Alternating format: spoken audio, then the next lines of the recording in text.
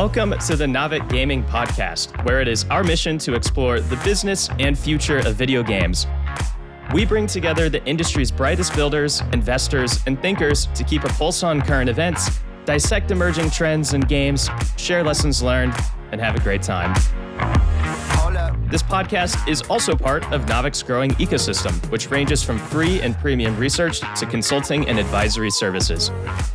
For more information, visit www.naavik.co. This episode is sponsored by our partners at CleverTap Gaming. CleverTap Gaming is the all-in-one platform that enables game studios and publishers to create personalized player experiences. It's the only solution that provides a real-time understanding of player actions and integrates lifecycle marketing, live ops, and remote configuration into a holistic experience. In other words, you can maximize engagement, retention, and monetization through real-time segmentation and targeted offers. And you can run live ops campaigns with A/B testing, push notifications, in-app messaging, and much more. To discover how CleverTap Gaming can best serve your games team, simply visit clevertap.com/gaming or check out the details in the show notes. This episode is brought to you by our partners at Dive. Dive is a fully outsourced BI as a service solution, providing an enterprise-grade data platform and services for gaming studios on all platforms. Dive's BI tools and service of data experts replace the need for a full in-house BI team, saving studios hundreds of thousands of dollars yearly.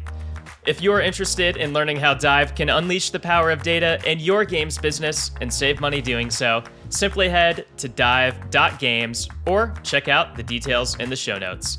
And with that, let's jump into the episode. Hello, and welcome to the Naavik Gaming Podcast. I'm your host, Niko Vuori. We have a great episode for you today, and a particularly informative one as well. Our topic is the state of Web3 trading card games, or TCGs. TCGs have always been the most, or at least one of the most natural fits for Web3.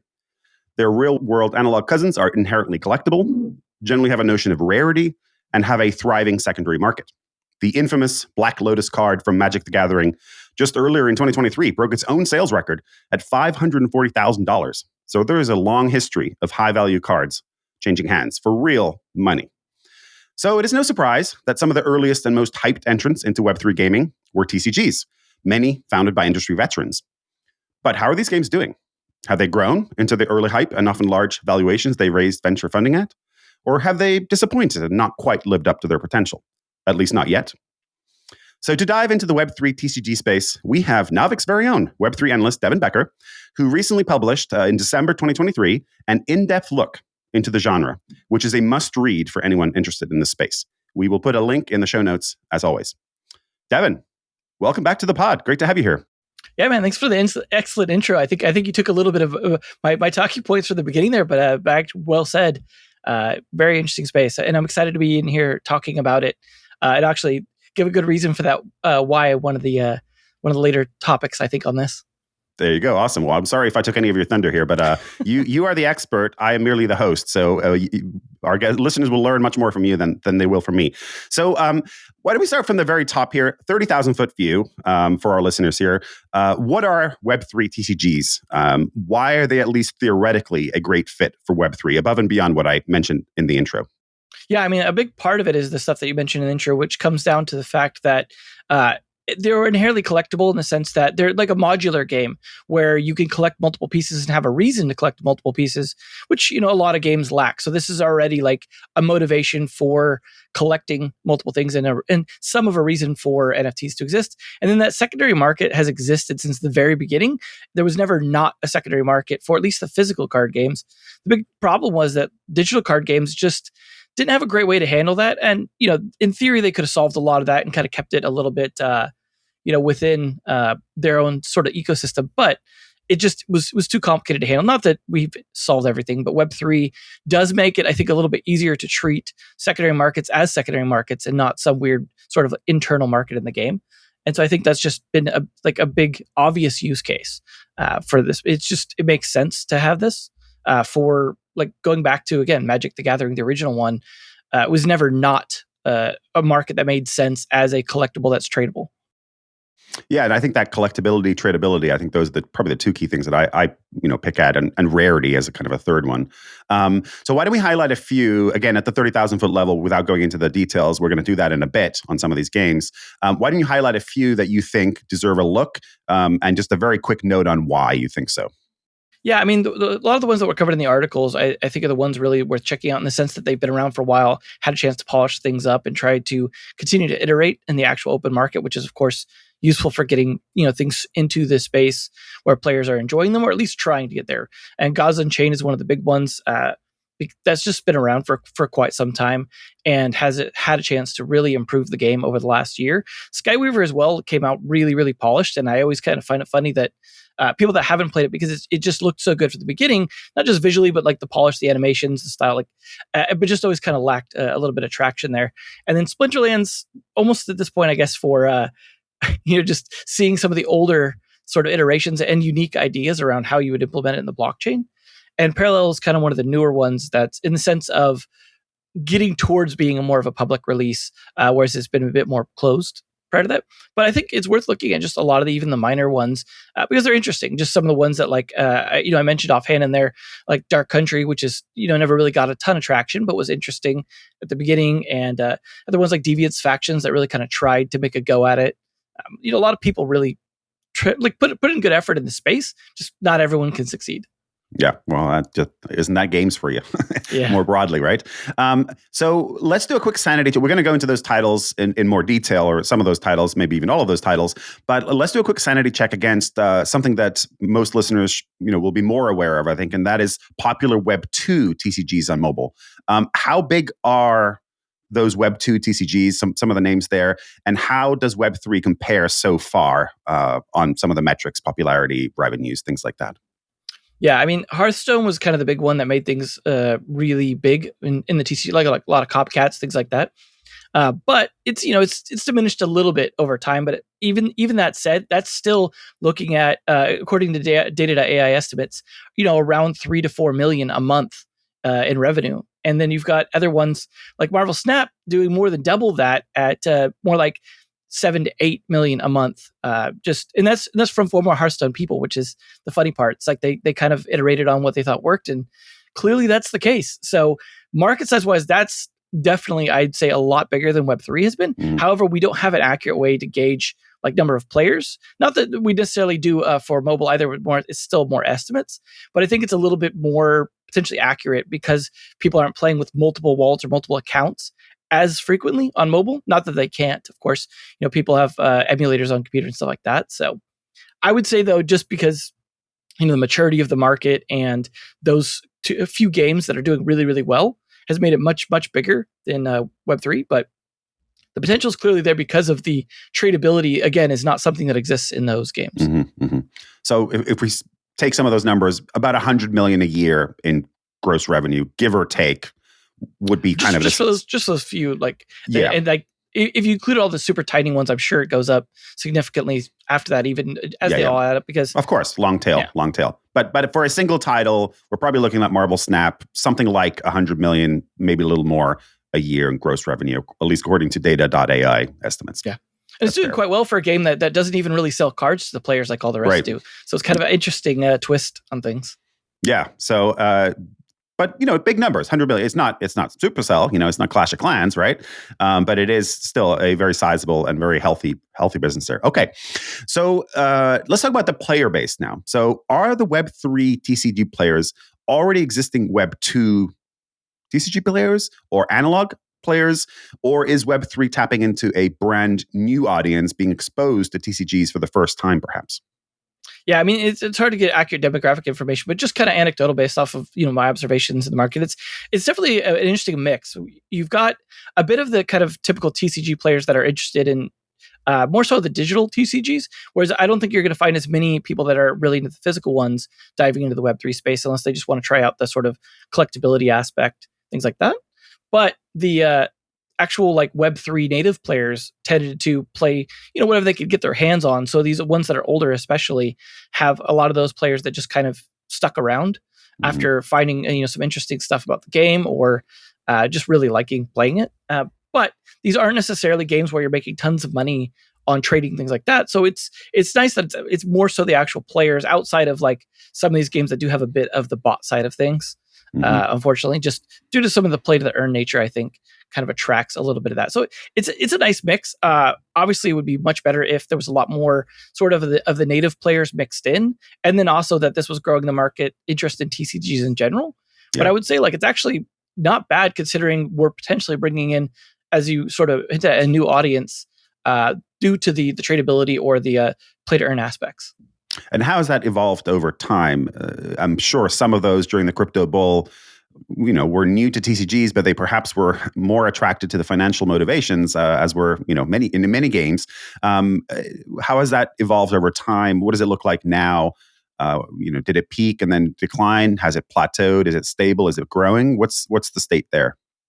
Yeah, I'd say like some of these are growing and some of these are shrinking, sometimes by drastic amounts. It really depends on a lot of times whether the game's kind of aging well or not, in terms of like whether they've been able to improve, acquire more users, scale things up, and keep things going. Unfortunately, TCGs are one of those ones too where if you don't have constant new content flowing, they just die. They're one of the genres of games that kind of always needed live ops of some kind, right? Or whether you consider that DLC or whatever, they can't just sit idle and survive. So in general, I think the market is always kind of growing, especially after the bull market, TCGs in general, in the physical space, and also crypto at around the same time during COVID, I think injected a lot of interest and money into the space. And you did have I think we shook off a lot of the people that were kind of just trying to play to earn or some of the bots. So it's actually, in areas where it kind of shrunk a little bit, but then kind of grew again with more genuine players. So I think it's even the shrinkage was helping kind of grow into a healthier direction, I think. So right now, you'd say this is a reasonably healthy state of affairs right now. We've kind of flushed out some of those speculators, and it's more the people who are there for the love of the game or believe in the projects that they're backing going forward. Okay, and we're going to talk about the future actually later on in this episode. We're going to talk about 2024 and beyond to see where we're going. Okay, so we've mentioned a few names already, and again, we will be going deeper into each of those. But what is the current state, again, at the high level here, state of development of these games? How many are live and actually operating, and have been around for a while, have a bit of a track record, versus how many are still in development, or maybe they're in private beta or something like that, or they just don't have enough content yet? How would you categorize the state of affairs from a development perspective? I would say there's definitely less than 10 live games with at least enough live players to be able to play. Some of them are around with just a trickle of players, I think, at best. But it's more about 5 or 6 that are really active ones. And of course, in the space, we don't have a way to even fully index all these to know about some that might just be super obscure ones. I know that there are some, say, for example, in Asia that might not be completely aware of just because the language barrier, they end up kind of obscure. I've seen some of that from the earlier Japanese games. But it's mostly about 4 or 5 that are live, playable, heavily polished at this point, or at least been around long enough to have iterated a lot. And some of them slap beta tags on there, or try and add caveats, but are still done enough. Luckily, TCGs are one of those genres of games because you're just trying to emulate a very simple physical thing. It's more just the complexity of the coding rules that add to the development time. So in general, they're not actually that long a development time compared to a lot of the games out there, and that makes it so that a lot of them are able to launch within a year or two of starting development, which is a big deal for what we saw with Web3, where they just had a lot of quality games that couldn't get out in time. So this is one of those ones that was, I think, a lot easier to have fully playable games in 2021, 2022, and going on forward that are polished enough to be very playable, but there's always room for improvement in this space right now because they haven't been around long enough to really fully understand the differences in the market yet. Yeah, I'm not a huge TCG player, but I have dabbled in Magic the Gathering and a couple of others. And one thing I know about players of TCGs is that they are extremely passionate about balancing. And so I'm curious, you may be able to get a game to market relatively quickly. Core mechanics are pretty well understood in TCGs, and we're going to talk about some innovations later on in this episode. But balancing, even with the core gameplay, the balancing is so critical because if you have to nerf a card or you introduce a new card that's way overpowered, the players go nuts, right? And so I'm curious to hear, is that true in Web3 as well? And how are developers, even if they're getting to market quickly, how are they ensuring that their balancing is on point. Yeah, it's a tricky thing with Web3 ones, especially. There's always been an issue with digital TCGs and physical TCGs when it came to how you make changes, for example, after a card is out. In the physical world, they tend to use errata. Sometimes that just means banning a card or limiting the amount of times you can play it because it's difficult to reprint and ship that out to everyone. Sometimes some people are just using kind of the fact that cards expire after a certain amount of time in terms of being in like normal play. And so they just kind of rotate those out and maybe introduce a new version. In the digital realm, it's a little harder because you either just can change it on everyone and there's no really recourse for the players, or it could be a situation where you've got a certain policy around how you either negotiate that publicly or you have a certain window of time. And Web3 kind of exacerbates that because if you have the idea of these sort of cards existing in players' wallets in theory outside of the game, yet the game is still the one that can change those, what they do, because their functionality isn't actually coded on the blockchain, just like, a reference to the card, which means they're still able to be fully changed wherever because it's the implementation that matters. And certainly the card art and text. I mean, technically, nice thing about trading cards versus some other collectibles is a lot of the rules and interesting aspects are part of the collectible itself. But this has been a situation where like some of these ones have policies where they'll say like, okay, within the first 90 days, we're free to make changes. After that, we'll lock it in, things like that. And some of them will try and do tests, whether it be public tests or private tests, try and balance things out. But you can never get it 100% right. And the longer a game is out, the more difficult that becomes if you don't rotate cards out, because the number of possible combinations like just explodes so fast where you can't reasonably test everything. And looking at games like Marvel Snap, one of the reasons I think they were successful is they balanced and tweaked for like at least 2-3 years internally, and then ran it through the beta and ran that through the ringer. And so by the time that game came out, extremely well polished on the balance side, but you also have far less cards you're playing with at a given time. So I think they had a good position there. And I've seen since then, they've started to struggle a bit more in finding the place for things as the card complexity increases, as players find more loopholes. And Web3 is in a trickier spot with that because you're going to get people treating it more as an investment and less as a card that they're playing with. And you start messing with that, you could really potentially upset a lot of people. And you can't just be like, oh, well, we'll issue a new version of it, let you keep your old version.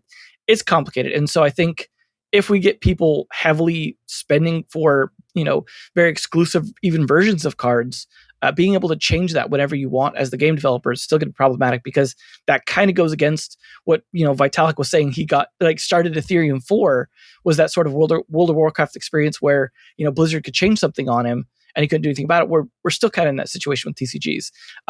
Outside of the fact that you could make another game that says, hey, I recognize that you have that card. And that'll be like this in my game instead. And technically you could do a spinoff of an existing game with a twist on the rules. Just good luck with copyright law, unfortunately. Yeah.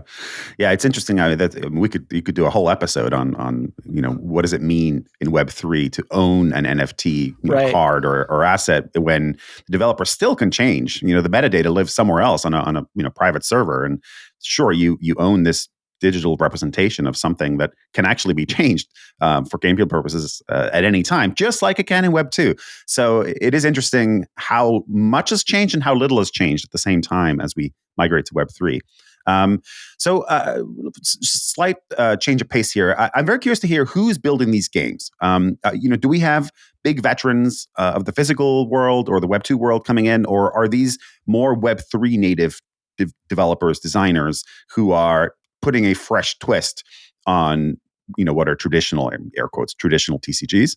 Yeah, a lot of this has mostly been developed by, I think, people that were more Web3 native looking to explore. I think since then, there's probably been a number of more veteran people snuck into these companies, whether they were announced or not, like just trying to get more experienced people on board to help shape these up over time. But I think initially, most of them were just kind of built as like, we want to make this in the Web3 space. This is what we're making. And we're going to we've played enough of these games to know. Obviously, like TCGs are like many board games are an open book, right? You see all the rules, you see all the pieces, unlike a video game where you'd have to kind of reverse engineer a lot of stuff. So it's easy to be like, hey, I know how to design a TCG because I've seen the guts of all of them that I've played. Luckily, there is some veterans in here. I think the most interesting one, going back to why I was saying it's interesting to be talking about this on here, is the very first Crypto Corner I was on many moons ago was with Chris Clay, who is on Gods Unchained, and comes from actually doing Magic the Gathering Arena, the digital version of the original TCG, and actually kind of moved over to Web3 wanting to sort of free the cards and free the data for players. So he was one of the more interesting vets, I think, both from having a lot of experience in the digital TCG realm, but also just kind of switching over to try and actually do the Web3 ethos part with what he thought was good about TCGs. Yeah, it's nice to have a mix, I think. You want people who are going to put a fresh twist on things and come at this from a Web3 first, perspective, like what is possible when, you have digital ownership and however imperfect it might be, right, as we just said. And then having some, old schoolers coming in and kind of bringing some of that, the many decades of philosophy that goes into TCGs and the rule sets. So this brings me on to something which is, everything on the blockchain is public. And so we should be able to have some sense of how big the audiences for these games are. And I think you have you tracked some of these, not all of them perhaps, in your piece for Naavik back in December. What kinds of user numbers are we talking about here, and how have they evolved over time from Cryptable 2021 in particular to where we are today? And you can maybe just use some couple of examples or a meta view if that's what you'd like to do. It's funny because it's like we think of the blockchain as being transparent, as like now we have the insight that we needed, like we could see whatever games are doing. Realistically, unfortunately, you got two big problems. One is a lot of unvalidatable data, in the sense of like you don't know if a unique wallet's a unique wallet. You don't know if that's an individual player, a bot, or someone playing a whole bunch of different accounts. So like tracking player numbers, for example, is pretty accurate. And then also you've got compounded by the fact that most of these games don't check into the blockchain when you go to play. So you're only going to get numbers for things that are actually then being produced onto the blockchain. Like if there is match results, cool, you can at least see all the matches that have completed. You don't see the ones that are necessarily maybe abandoned or started, but there's enough data to start to make some estimates, but not enough to really draw conclusions, I think, the way we can currently with mobile data to some extent.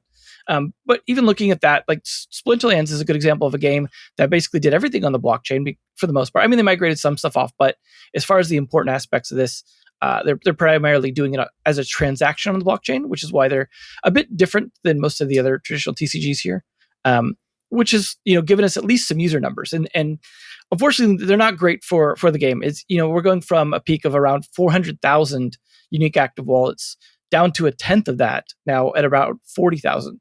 And keep in mind, a lot of these are bots. We don't really know what percentage. A lot of bots did seem to leave during a period when they sort of changed the rewards around, so they were less favorable to bots. And they've done some other stuff since that may have, just made it not so valuable to be running bots in there. But there's a core dedicated player base, and even in like the most dead TCG, people are sunk cost into that. They bought that. They know they can't maybe flip it, and they're just going to keep playing it.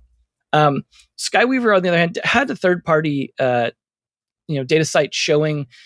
I don't know how accurate it is because I don't know how they're getting the data. But every time I checked during the process of writing the article, was around 4,700 people, and it's one of those things where, again, this is inaccurate because they're looking at people that are online in the game, meaning like most likely that just they have the website open because it's web-based. It's also mobile, but most people are playing on the web, and so you got maybe people that are just leaving the website open. So again, just lots of and Gods Unchained being on Immutable, it's not the kind of blockchain that's providing all that kind of data. It's all API driven, and so having to look at third-party sites.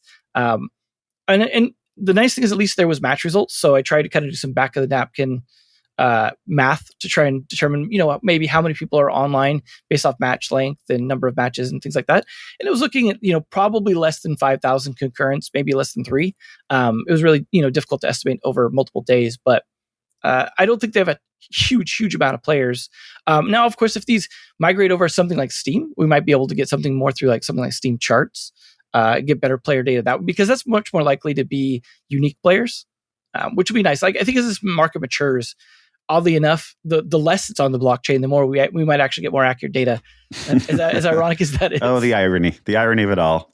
What was old is once new again, right? Or however that expression goes. So bottom line is not a huge audience for any of these games. Even the most successful, air quotes, ones that we're talking about here is at maybe a few thousand to maybe tens of thousands, low tens of thousands, and even then, some of those or many of those might be bots. So that's kind of your ceiling. And when you say actives, are you talking daily actives or monthly actives? What's your definition of actives? Yeah, and so I was saying just active concurrent, on that one. Okay. But as far as the unique active wallets for Splinterlands, that was more like on a daily basis. Mm-hmm. But again, that's unique active wallets, not necessarily unique players. And so that's data, for context from DApp Radar, which is looking at contract interactions. So how many people are interacting with the contracts of the game. That may also be including mixing in people that aren't playing but are just trading on the market, things like that. So take all of those numbers again with a huge grain of salt, because there's a lot of caveats to how they gather that data and what that data really means. We also look at secondary market volume to get an idea of like at least general activity, right? So we may not have numbers on player bases for Gods Unchained, for example, but we can look at how active the market is for it, because it's pretty much just locked onto Immutable. And just looking at the trade volume alone, you can see it go up and down and get an idea of at least if the player base is active and growing in a sense in any given period. Especially with these more often, not, we talk about like sometimes there's these big expensive cards, but there's also lots and lots of small cards, and that add up to a big part of that volume. And so like the more small cards are trading, the more that's indicating players and not necessarily like traders or people flipping for money. Got it. Okay. So that's really helpful. And I do think it is actually surprisingly difficult to get data on play, not just for TCGs, but for, almost any game. And so we are thankful. I am thankful, and our listeners, I'm sure, who are interested in the space are thankful for you for doing some of the hard work of trying to figure out how big these player bases are. Okay, so that's the player side of things. Now let's talk about the revenue side of things. So talk a bit more about the revenue models for how these TCGs monetize. What stands out to you? Is anyone doing something particularly innovative and interesting in the space? And how do they differ from Web 2 and analog games? Yeah, the funny part is there is definitely a lack of innovation in a lot of these in terms of like the business model, but that's because they already have like the one advantage that that just didn't really have before, which is how the secondary market is handled. So, I mean, just for those who aren't terribly familiar, the general way that TCGs work in terms of the business model for the physical world is just they come out in sets every 3-4 months, and release those as a big set through blind booster packs. So people buy the booster packs, open them up, they get random cards. And we've gotten to the point with physical TCGs where most like hardcore players are buying boxes of boosters or like doing huge amounts of trading on eBay and things like that. But the primary way that those companies are making that money is through that sale to retailers. Now, of course, in the digital world, you're selling direct to players. And so it's a similar kind of model in normal Web 2, where you're just buying either booster packs or buying some ways to get cards. Outside, as I mentioned, Marvel Snap, which has got its own kind of obfuscation of buying cards and semi-gotchas and things like that. But in the digital world, you still have the same thing where you can sell those sets. So like Splinterlands will come out with sets, or Gods Unchained will come out with sets, and they're selling those sets, at a fixed price directly to consumers. So that's varied over time in terms of using other currencies and that kind of screwing with those prices and ability to like take profit from that. But the secondary market has definitely always been there, and that's a situation where generally most of these games have been somewhat in control of getting the revenue from that in terms of like royalties. For example, Gods Unchained, one of the things that's exciting about seeing the secondary volume numbers is Immutable fully enforces royalties. So that X percentage of that is going to Immutable for developing the game from those secondary market transactions. So you can kind of at least estimate revenue from that. First, we don't have numbers on like actual sales of things like the initial packs, which they have like a variety of tiers of. But the one who's actually doing like a lot more, I would say, innovating in terms of doing different things for revenue besides just cards was Splinterlands, because it started doing other sort of things around it where, for example, they would have these consumable potions you could buy that you would apply whenever opening a booster pack to each card in it, potentially. That would increase the chance of getting a legendary or a gold version. So essentially you were paying to like increase your loot drops, essentially, or the rarity of them, which was an interesting way to kind of further monetize cards prior to them being open and prior to them being on the secondary market, which, funny enough, if it increases the value of a card and then that card hits the secondary market, that increases the value of the royalties as well, which is kind of an interesting way for them to sort of double dip on that profit, potentially, assuming that they don't flood the market with overexpensive ones. But they also did other interesting things around like having a PFP based card called the Rooney, which was like RUNI, and it was like this kind of unique card, and they had some different things you could do with it. I wouldn't say it was a huge success, but it was an interesting experiment. And they also have a land system that they're partway through releasing. I think they're at version 1.5 at this point. I think 2.0 is really kind of the full version. So definitely people trying to build Web3 things around it, at least in that game. Whereas a lot of the other ones like Gods Unchained and stuff are really just more leaning into, hey, this is a trading card game with the ability to trade on the blockchain. And Skyweaver's kind of the same way. It's just like, hey, we're using the blockchain primarily for trading, but otherwise this is a normal game. Yeah, and that nicely brings me on to my next question, which I was planning anyway, which is pretty much all of these games, are minting their cards as NFTs, right? That's the one thing that these games all have in common. And based on your previous answer, some of them are just doing that, and that's it. That's no innovation there whatsoever. They're just on the blockchain, and then others are doing something a bit more interesting and maybe a few more bells and whistles and tweaks and things like that.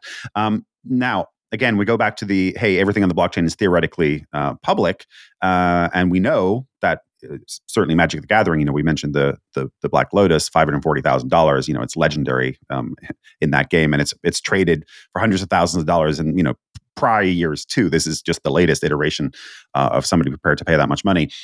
So I want to see if that exists in Web3. How robust of a trading ecosystem do we have for Web3 TCGs?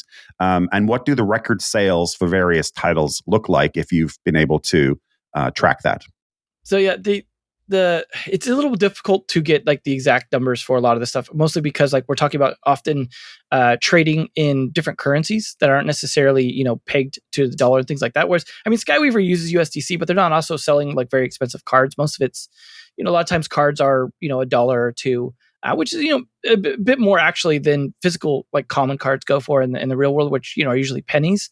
So it's interesting there that like even like the kind of minimum is a little bit higher. Gods Unchained I think also gets pretty low into the sub dollar, just because of the way things work on that blockchain. But it's not necessarily a situation where we're seeing lots of like special cards that go for huge amounts outside of occasionally like really powerful ones. To kind of follow up on the Black Lotus example you gave, there was also the recent Lord of the Rings set that Magic the Gathering did, where they had one card that was the One Ring, and that went for over $1 million to famous musician Post Malone, and gaining like a lot of publicity. And the interesting thing about that, of course, is if that were on the blockchain, you could 100% verify that was the one unique card that existed, and no others existed. So that's an interesting advantage that they've had for selling for high rarity cards on the blockchain. Is you can verify the rarity, you can verify how many owners there are, how many people like have it, if people are potentially even like using it depending on the game. So it's interesting in that there's the potential for much higher value in that sense.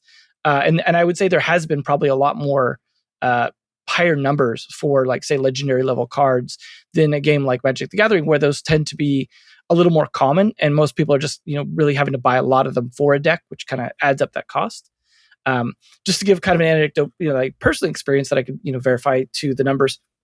There was a card in Splinterlands that I got early on, like out of maybe I'd spent probably $40 on booster packs. And it was a legendary card, Yodin, I think Zaku or something like that. But at the time, it was actually pretty valuable, and it was I think it was worth like $40-$50 when I got it. I just held on to it to the point where my friend who also got around the same time sold it for about $1,000, and I was like, I'll sell it if it gets down to that number again, because it kind of dropped back down, and ended up getting it for I think about $800 after transaction fees and stuff like that for a card that I just had picked up from a blind booster pack. And I don't think that's anywhere near the high end of what cards can sell for in Web3, but making $800 off of a card, I was just sure, why not? I'll sell that because I'm not playing with it at the time. That's probably kind of middle numbers for what we're saying, just to give you a sense of perspective. So I think potential is much higher, but at the same time, that was during the market when everyone was a lot more excited about that sort of thing. So I think if we swing back around to that again and have like a really successful Web3, whether that be like a traditional game moving over to Web3 or a Web3 born one, I think the numbers can go much, much higher than what we see for in the physical world, which is ironic because it's just a digital thing. So the profit there is actually much higher margins for the developer. Yeah, but so far, obviously, volumes are lower, potential is higher. So let's see how that evolves. Okay, so we're about halfway through, and this is the perfect time to kind of dive into some of these titles individually. I know we've mentioned some of these factoids and bits and pieces throughout this first half of the show, but let's dive a little bit deeper into what some of these titles are doing. There's a few I want to talk about, and then Devin, feel free to chat about whichever ones are doing something interesting in your mind. We've talked quite a bit about Splinter Lands already and some of their user numbers, but it's an important one because it was an early success story during the 2021 bull. How's it doing, and what is Splinterlands doing? Actually, let's talk about that first. What is Splinterlands doing? What is each title doing? And then how has it evolved over time? Yeah, it's interesting for being more of a Web3 native TCG in the sense that it wasn't just using the blockchain for trading cards. It was actually trying to design with the blockchain in mind back when a lot of the initial games were wanting to do everything on the blockchain. So in this case, it actually does everything on the blockchain, as far as what matters, because it's transactional based and not really interactive gameplay, where you are basically you get matched up with someone, you make a deck really quick based off of a set of procedurally generated rules that sort of affect what you should build, and it's like more like a 7-8 person deck of cards or team of cards, and they're not shuffled or anything like that. So there's a lot of things that are not typical TCG, and then it auto plays those cards in the order that you put them in against the opponent. And so you're submitting everything basically as one single transaction as far as that deck and what that's going to do, which is interesting in of itself because it's all just kind of happening automatically at that point. So really, like, you're spending a minute or two building a deck, and then the deck is essentially played for you, and then you get the result. And so that made for an interesting sort of like play to earn system where like you could grind through pretty quickly because obviously you were not spending a lot of time per match, and the matches were just all like automatically happening for you. You could watch the results or you could skip them. And so that also lent itself to bots pretty heavily because you didn't even have to interact with the game client. You could just submit those transactions themselves straight onto the blockchain. So bots were very, I wouldn't say easy to write because it's still, kind of a pain because you're dealing with a blockchain that's not heavily used. Pretty much Splinterlands is the thing on Hive blockchain, coming originally from Steam blockchain with 2 E's, which was sort of a tried to do its own like social network and things like that, which still got ported over to this new branched network, which was like its own weird history we won't get into. But that was the interesting thing about that game. It's just being very, very transactional, and it's never truly gotten away from that. They've tried to add little aspects here and there, but overall it's still the same. And that's part of the problem is it's not aged super well. In the early days of blockchain stuff, that was enough. That was great. That was innovative, brand new, cool things happening, very exciting. But, as we saw with pretty much every platform, including mobile and things like that, and even web games, it needs to, get better, more interesting, more interactive, or people just kind of leave outside of like a core player base. Like I'd say like the same kind of players who still play something like Alien Worlds, which is like also very transactional. And to be fair, like those kinds of like web-based games that are very simplistic still always retain an audience. I see people still playing text-based web strategy games online that are just still into that hardcore thing. But ultimately, Splinterlands has focused on doing a lot more weird stuff with its economy or trying to build out this land system rather than being able to innovate on the gameplay. And I think that's kind of left it behind some of these other ones that are focusing more on having the gameplay off the blockchain and using the blockchain for card trading, which, I'd love to say innovation will win out, but I think there's a case where it was interesting and I think people can learn a lot, but I don't think we need a ton of innovation in that sense right now just to get people on board. Yeah. Tried and true sometimes is tried and true for a reason, right? Yeah. Okay. So next up is Gods Unchained. That one I know took a lot of design cues from Hearthstone, which we already mentioned in the Web2 context is one of the bigger ones out there on mobile. And Gods Unchained was, and probably still is, the largest air quotes success story on Immutable X. And so why don't you tell us a little bit about its history, how it came to be, and how's it doing? Yeah, I mean, it's been around for quite some time, going back to starting development in 2018, and running the same problem that Axie ran into, where the Ethereum network just couldn't handle it, and so they just built their own blockchain to be able to handle it, which is where Immutable came from. So really, Gods Unchained is what created the Immutable blockchain, and is still developed by that same company. And that's been kind of interesting, where there's been a little bit of a split focus occasionally, sort of like what you see with Ronin and Sky Mavis, where they're really wanting to also get other people onto this blockchain, which I think split their attention for a while. There was definitely a period where Gods Unchained seemed like it was kind of just being left to the side. There was development on it, people still wanted to make it, but it wasn't the priority for Immutable, it seemed. Obviously, I can't validate that, but talking to people, inside, it seemed like there was a bit of chaos around all the time when they were fundraising, trying to build out the network, trying to get people onto it, sort of the competition with Polygon happening at the time. And then I think they realized that was probably not the best idea to just let a great opportunity languish. And so they refocused, I think put Chris Clay even in a better position to be able to drive things there at the company. And in doing so, the game seemed to get a lot more love. They started, revamping a lot more things, listening to the players a lot more, talking to them, building up the polish around the game, looking at revamping the UI, starting to take the idea of actually putting out the mobile version someday as a more serious thing. And I think it's really worked out. It showed that when they kind of refocused and adjusted leadership around, tried to kind of make things a little more professional at the company, a little less kind of crazy Web3 startup mentality, it's really like shaped into more of an actual polished product. And that's pushed it, pretty far, I think, in terms of success around making sure that people are happy playing the game and growing that out, and adding more things like incentives, adding more types of rewards, more types of modes, more things for creators to promote the game on. It's still primarily, more of a Web3 niche and not necessarily something where, every person out there playing Magic or Hearthstone is going to be like, oh yeah, check out this Gods Unchained game. It's definitely, a little bit more obscure than that. But, as time goes forward, it could get a bit more out there, I think, off of the tradability, if it's able to be successful on, for example, mobile, which may be tricky given some recent things that have happened with the game that I could get into. Yeah, I was going to say. So yeah, I know that Gods Unchained had a bit of a scare recently. They got an adults-only rating from the ESRB, and that resulted in them getting pulled from the Epic Game Store. Can you tell us a little bit about what happened, and are there any lessons learned for other Web3 developers? Yeah, absolutely. There was basically these games try and set up different sort of reward mechanisms in the gameplay. You want to give out NFTs or you want to give out tokens to reward players for different types of engagement and tournaments and things like that, which is just the normal thing that you would do with, card games in general.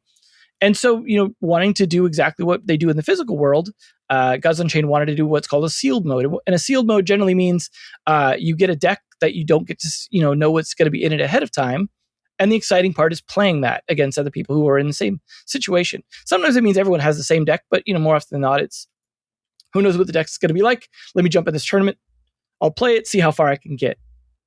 Unfortunately, the ESRB, the ratings organization, saw that as a little too close to gambling because you didn't really know what you were getting going into it, and there was something that was the equivalent of a monetary outcome, which is the case of tokens or NFTs. If they technically have a real world value attached because they are tradable for that, then now they're suddenly making money off of it, even though it's, it's kind of a loose interpretation, but it's the same one that sort of underpins, I think, Google's rule on NFTs and loot boxes for the same reason, right? Where it's paying money for an unknown thing that, has monetary value. And so in this case, they slapped that adults only rating on the game, which kind of triggered an automatic policy thing on the Epic Game Store, which is adults only and games are not allowed. It was removed from the store. And then this sort of became like a big, oh my gosh, is this going to happen to all Web3 games that have some kind of rewarding mechanism that also may have some uncertainty going into a match, which again, that's the norm in like physical trading card games, and minors do it all the time. It's not something where it was some weird scandalous gambling issue as the way we saw it, right? It was just a tournament, a different kind of tournament that was testing player skill and not necessarily like card access. But ESRB viewed it differently. However, Epic being kind of the good guys, at least, I don't know, they're doing a pretty good job PR wise of looking like the good guys a lot lately. Right. Managed to turn it around pretty quickly. Like we were just talking about it, on the roundtable, and then almost like within a week of, some of the things we suggested, they I'm not going to say they took our suggestion, but they did the right thing of just saying like, that's fine. We can't control the ESRB. What we can control is our policy. And they just carved out an exception for Web3 games. Like, hey, if you're rated adults only because of this reason, then you're fine. You can be on the store, which is a great way to leverage the fact that you control the platform. That being said, there are other platforms like Apple's iOS platform that don't allow adults only. Mm-hmm. And I don't think they're going to carve out an exception unless they're like, hey, we'll cover an exception if we can get a cut of those royalties or something, right? That could be a situation where they do that. But this may be like something that slows down Gods Unchained kind of getting out there. However, I'm pretty sure Google doesn't necessarily have that same policy. They're a bit more open. And so this I keep seeing this over and over where Epic and Google both start to kind of look like the more open, better platforms to go to for Web3. And I think that's just continuing.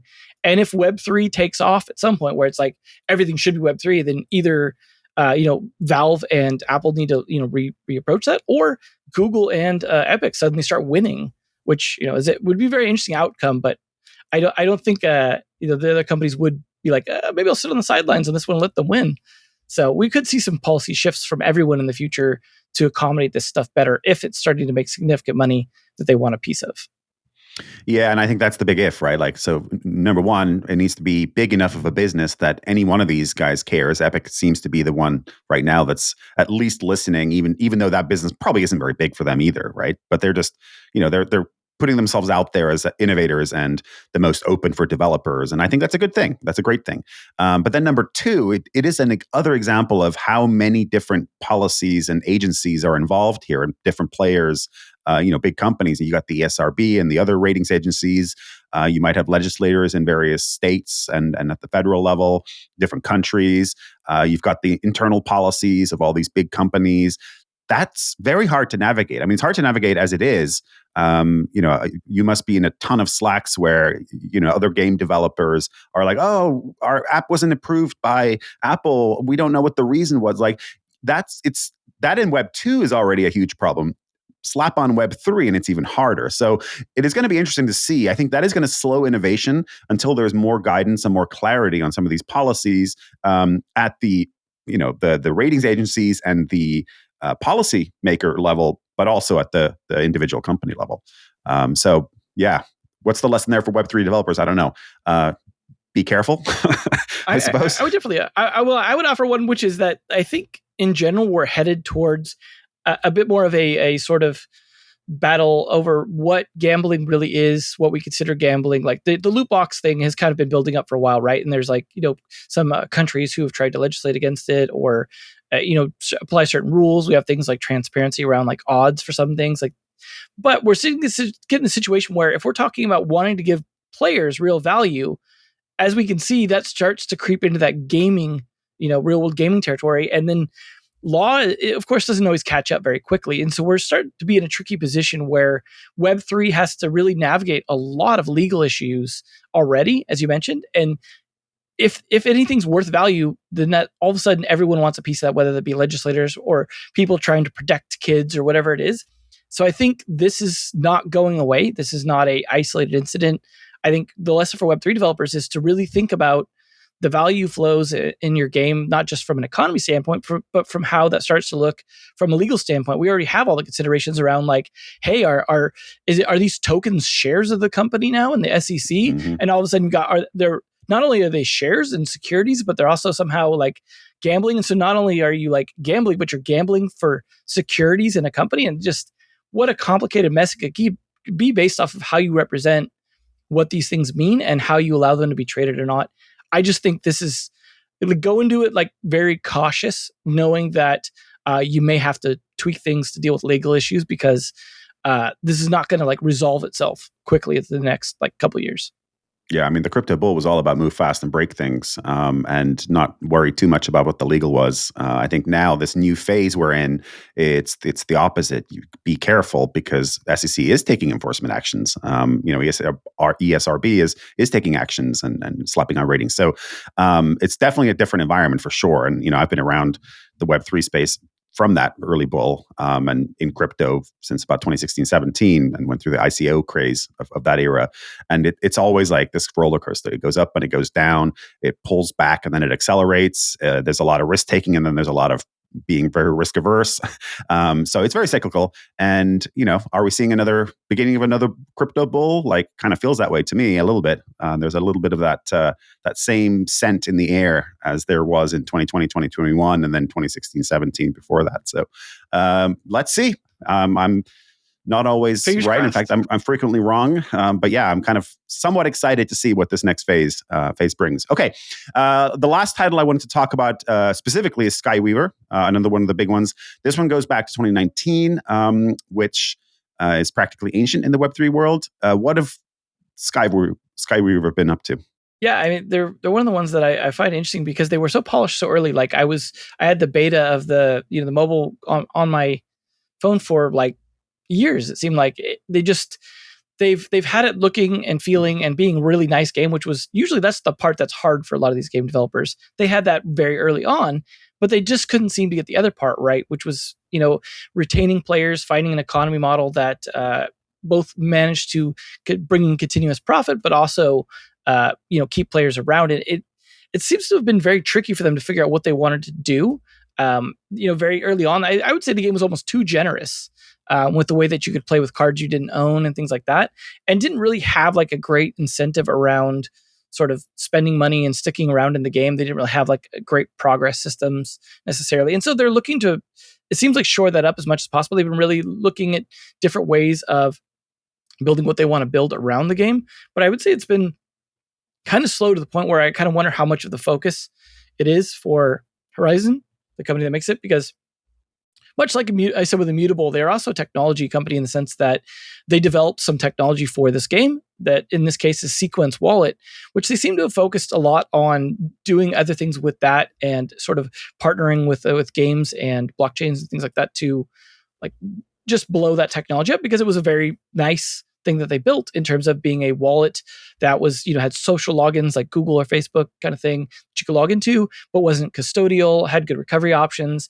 was very easy to use and web-based. So you didn't even have to like have a browser extension or a separate app. So like it was great tech. Don't get me wrong. And that's one of the nice things about most of these early games is they built new tech really for themselves. Immutable is that case as well. And, a lot of these people, as they say in the software industry, dog fooding it, kind of building stuff for themselves has made for some cool stuff, but it also means like that's not always their focus. And in this case, Skyweaver has added things like, a battle pass over time. They've tried to put in lots more cosmetics that are purchasable, some that aren't even necessarily tradable, it seems, or don't exist on the marketplace as a peer-to-peer trading item. And so they're trying different things out, but I don't know, like personally, I didn't feel super compelled to keep playing the game despite enjoying it. And it's in some of that's, I think maybe the game design didn't quite find a hook the way some other game designs do. And a lot of people don't play games in the TCG space necessarily for a mechanic per se, but there usually is a hook that gets people like into that game for some reason. And this one didn't seem to land it. And so like, I feel like they've been kind of idling and not really pushing for scale for a while. There was, when they, launched on mobile, it seemed like they went up for a minute and then just right back down almost immediately. And of course, I don't know if that was some of that was just them spending on UA, trying to get people in and then just not seeing the traction and then just, letting that go. Or it's just the case where like a lot of people were excited about that during a particular time. And then just that excitement died down. I would love to see that, they find some way to turn this game around realistically, but the way it's going, I doubt it's making, enough money to be like, yeah, we gotta go crazy with this game. It's probably more like, well, this is cool. This proves out our tech. We can keep iterating on this and learning things, but it's also not like heavily on the blockchain. It's interesting that it's what has the NFTs, or in this case, actually semi-fungible tokens, which they've pushed a lot through their Nifty Swap market. They also built another piece of technology they've been trying to push. But it just uses the blockchain for trading those and doesn't even have its own token. It just uses USDC. So it's very blockchain light. And so maybe that also, stopped it from getting a lot of traction with the Web3 community, because it wasn't like heavily Web3 where it's like, I'm going to flip this stuff, or I'm going to get heavy into it because it's a Web3 game, or I'm playing to earn. And I think that also might have been, unfortunately, like as much as I would hate to say we kind of bribe players, I think during that particular period of time that did seem to gain a lot of traction for these games. Yeah, it's funny how many game developers, game companies, have built their own wallets and their own blockchains or their own side chains or their own, and it seems, I appreciate them giving to the community, and obviously there's a lot we can learn, but it does feel like as a game developer, you would want to focus on building a great game and not have to worry about building all these ancillary technology. So yeah, Next generation. I feel like right, exactly. They're doing it for the future, for the children. For the children. Yeah, let's see what the next generation looks like. In fact, I've got a question coming up on that pretty soon about looking to the future. But those few were the ones that I wanted to actually talk about, because those are the ones that we probably, most listeners, if they're even remotely aware of Web3 TCGs, they've probably heard those names. But are there any others that you want to call out? You talk about a lot more in the report, and obviously listeners, if you're interested, you should absolutely go read it. It'll be in the show notes.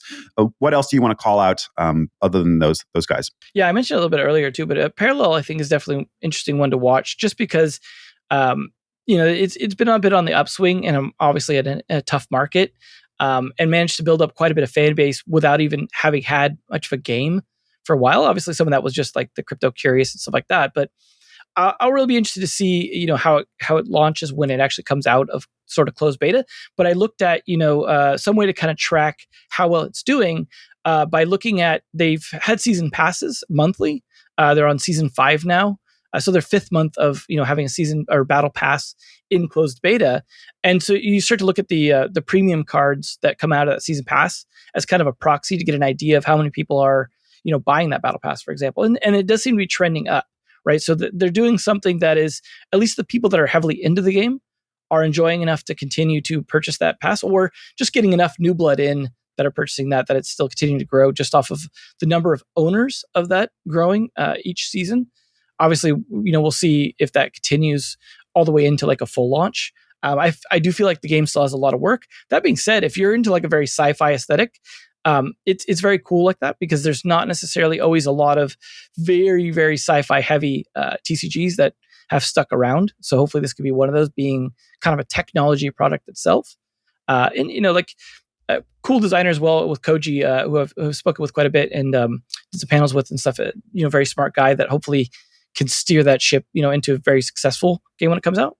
So I would say, like, you can't hurt to give that a try if you can get into the closed beta. I think it was fairly open if they haven't already opened it completely, and I just missed the announcement on that. But it's not terribly hard to get into, and I think you could find it's very easy to get into. I got into it. I got into it recently. Actually, I actually wanted to have them on the show because I think they just did a huge fundraise, if memory serves, not that long ago. Maybe they had the Planetfall set as well. Yeah. So anyway, yes, if you are interested, listeners, it was very easy to get into. I just signed up and that's it. I'm there. So I haven't played it yet, to be honest with you, but I'm there. I'm in the beta. Cool. Anything else you want to highlight, Devin? I'd love to say, like, I do want to give a shout out to one that's unfortunately, I think, already dead, which is Emergence, which was related to a TCG I had worked on ages ago that was around superhero stuff. So it was interesting to see them kind of try and come back and make another go of it. But unfortunately it didn't work out. And I think there's a lot of ones that could have had potential that just didn't hit for whatever reason. But unfortunately, just not a lot of like ones that really made it to the point where it's like, oh, cool, you could go play this. And it's exciting, other than the ones that have managed to do well, which is unfortunate, really, at the end of the day. I do think it's interesting for those who are like kind of curious to try something different out from the Splinterlands team. They were trying to branch out into sports related ones. And so they have the Genesis League sports that they were doing, and they released their soccer one, Genesis League Goals, where it's actually like playable now, and you can go like do a demo game on the website. So if you go look up Genesis League Goals, it's worth checking out because they added a bit more interactivity to the game now. It's not so passive, like you can like play against the other person in real time where you're making some decisions for your players, in a sports themed environment, as opposed to like creatures just battling each other. So it's worth a look just to see another take from a company that at least innovates in interesting ways, even if everything doesn't land. I don't know if that game's going to land yet because it's too new. It just very recently launched, but I don't have high hopes, to be honest, if that and that doing well. But Curiosity's for free. All right, cool. Go play it. Why not? Yeah. And I mean, the hard reality for all of these developers, not just in Web3, but Web2 as well, and analog, there are only so many TCG players in the world, right? It is a genre that is a very passionate player base, but I don't think it's grown much, if at all, really over the years. It's pretty established, the games that people are mostly playing. Mostly during COVID, I think the sort of Pokemon craze and everything, I think drove new people. And so I would say there is one actually big boost for expanding the TCG audience that I don't know if it'll stick, but it's happened recently, which is in the physical world, the Disney Lorcana game came out, and anything Disney touches explodes, it seems. That game is, people practically killing each other to get it in the early stages, and still like very difficult, people scalping like crazy for it, despite the fact that Ravensburger, the publisher, has like tried to make supply available, because Disney collectors can be crazy. So, that just shows that there is ways to grow the audience, especially in, they're obviously trying to attract more kids, but also Disney fans that might have never taken a look at, trading card games. And anime fans, I think in general, have already had some affinity to it, but even so, like there's still more animes continuing to try and push people into TCGs that might not have before, as they start to roll out a lot more of those in the US as well. So like, there's ways to expand that audience that I think people are starting to leverage, which I think probably gets into one of your future questions here as well. Well, it gets exactly to my question, which is the importance of IP. You call this out actually in your piece in December. IP is really important in the TCG space. Marvel Snap, we talked about that. How important do you think IP is in the Web3 space? Is that what's needed? Is that, it needs to be a Disney?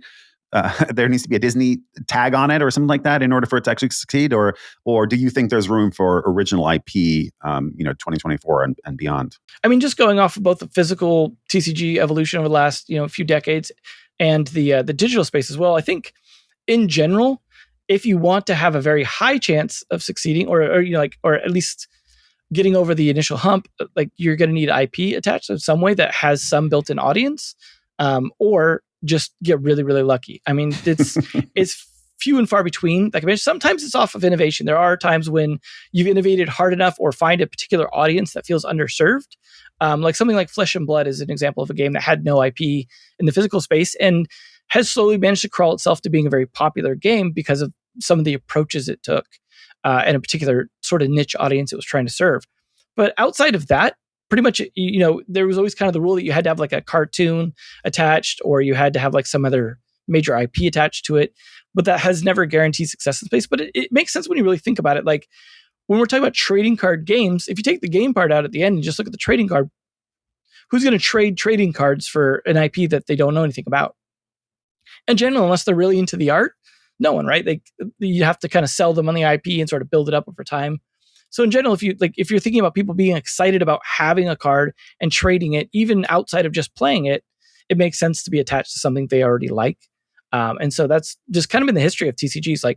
But there's also been many, many, many failed ones off of established IP. So it is far from a guarantee that your game will work. And even in the world of Star Wars and Marvel, there's also been many, many that have like Marvel alone. TCGs have probably had I feel like 4 or 5 at least come and gone in the physical world. And, before something like Snap managed to find its own unique angle. So I think it's one of those things where, as with anything, you need to have something people are excited about in some way and some sort of slight twist or innovation that makes this time different than a previous time. And I think that's, along with a lot of polish and testing and having a good idea, more so the recipe for success. Trying to establish your own thing, risky, but if you could get away with it occasionally if you happen to be very lucky, I think.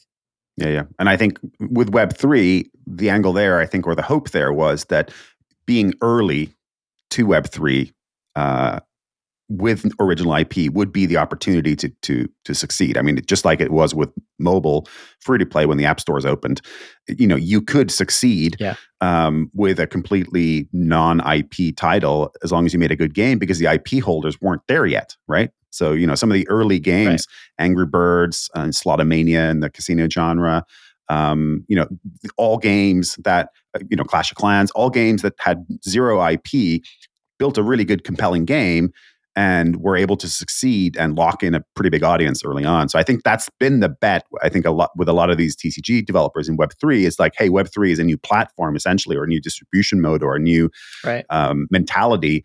And let's see if that plays out. Because Magic the Gathering wasn't an existing IP when it started, but it was the big innovator that created that space, right? And I think a lot of these early Web3 TCGs were trying to kind of get the same thing where, like you said, they're doing something unique or original or getting to the space early. And that counts enough sometimes as establishing an IP. Whether or not they can carry that forward, I don't know. When you're doing something that's just Olympus gods kind of things, fighting each other, that's not, I don't know if that's original enough where we're going to start seeing Netflix movies of Gods Unchained. I don't know if we're to that kind of stage where these IPs, are strong enough to carry themselves outside of the TCG. And that's where I worry. I don't think you could slap a cartoon on Saturday morning for kids with these and suddenly be like, oh, cool, this is the next big thing.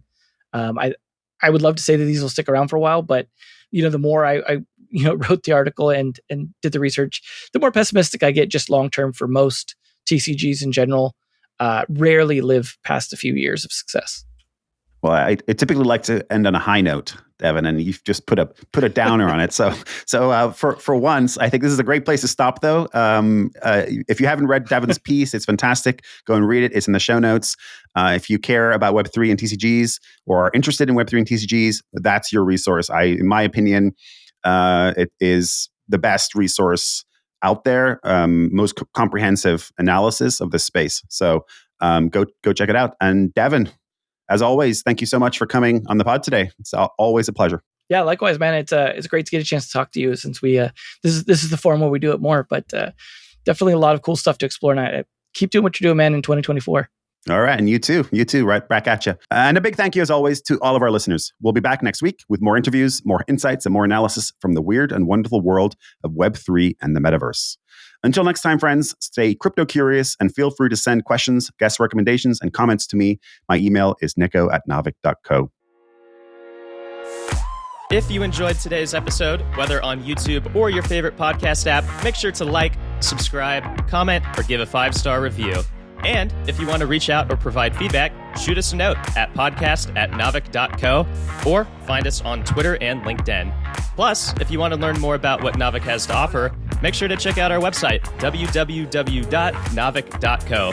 There, you can sign up for the #1 games industry newsletter, Naavik Digest, or contact us to learn about our wide-ranging consulting and advisory services.